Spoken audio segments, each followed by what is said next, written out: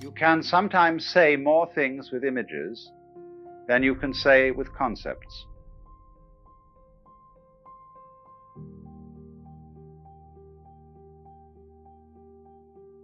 As a matter of fact, images are really at the root of thinking.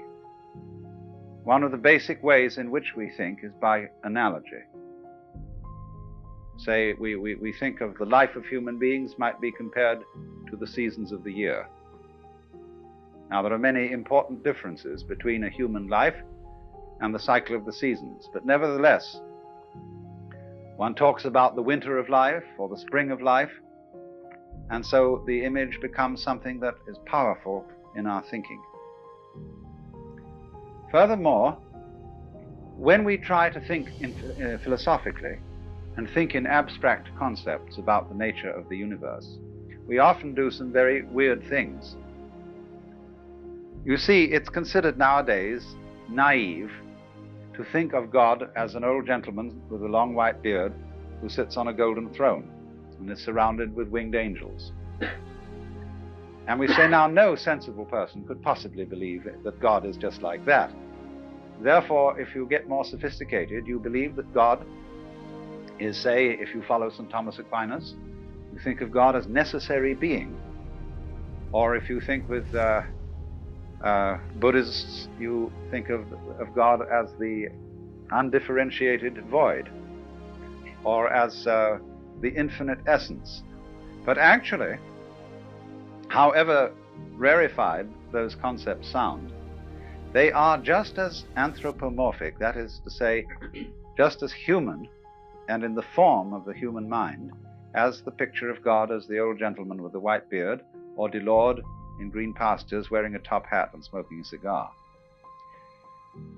Because all ideas about the world, whether they be religious, philosophical, or scientific, are translations of the physical world and of worlds beyond the physical into the terms and shapes of the human mind.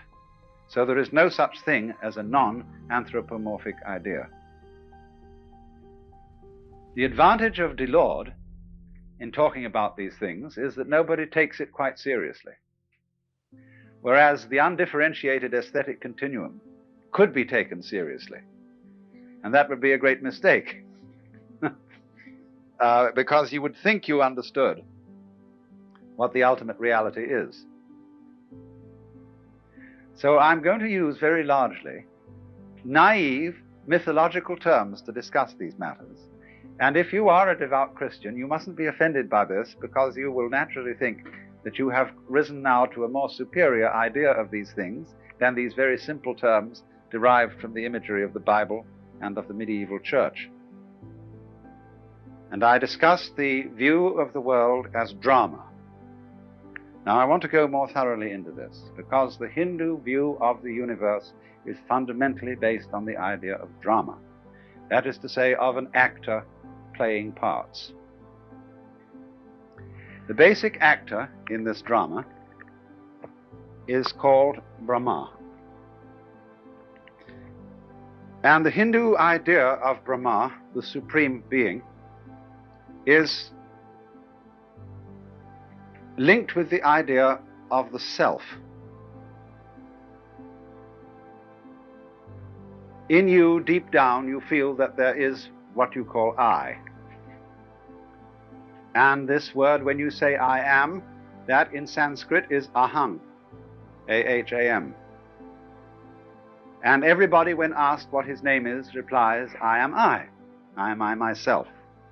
And so there is the thought that in all life, the self is the fundamental thing. It means the center.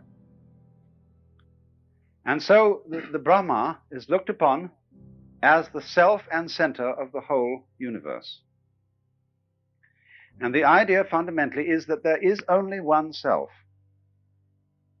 And each one of us is that self. Only it radiates like a sun or a star. And just as the sun has innumerable rays, or just as you can focus the whole sun through a magnifying glass and concentrate it on one point, or as an octopus has many tentacles, or as a sow has many tits, So in this way, Brahma is wearing all faces that exist, and they are all the masks of Brahma. Not only human faces, but animal faces, insect faces, vegetable faces, and mineral faces. Everything that there is the Supreme Self playing at being that. Because the fundamental process of reality is, according to the Hindu myth, hide and seek, that, or lost and found. That is the basis of all games. And it's true, isn't it, that when you start to play with a baby, and you take up a book, and you hide your face behind it, and then you peek out at the baby, and then you peek out this way, the baby begins to giggle. Because a baby, being near to the origins of things, knows intuitively that hide and seek is the basis of it all. And children like to sit in a high chair, or they have something on the tray, and make it gone. And then somebody picks it up and puts it back, and they make it gone again, see? Now then, that's a very sensible arrangement. It is called, in Sanskrit, it is called Leela. And that means sport or play, but the play is hide and seek. Now, let's go a little bit into the nature of hide and seek, because don't let me insult your intelligence by telling you some of the most elementary things that exist. Really, everything is a question of appearing and disappearing. For example, if I sit next to a beautiful girl and I put my hand on her knee and leave it there, after a while she'll cease to notice it. But if I gently pat her on the knee, because now I'm there and now I'm not, it will be more noticeable. So all reality is a matter of coming and going. It is vibration. It is the waves of positive and negative electricity. It's up and down. And things like wood appear to be solid because in much the same way that the blade of a fast-moving electric fan appears to be solid. So the vast agitation that is going on in the electrical structure of solid things is a terrific agitation which will not allow the agitation called my hand to go through it. Other kinds of agitation, like X-rays, are so constructed that they can get through. So everything is basically coming and going.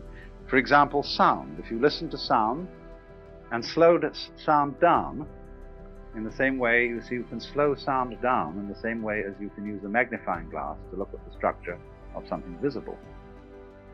And as when you look at the magnifying glass, you find that solid things are full of holes.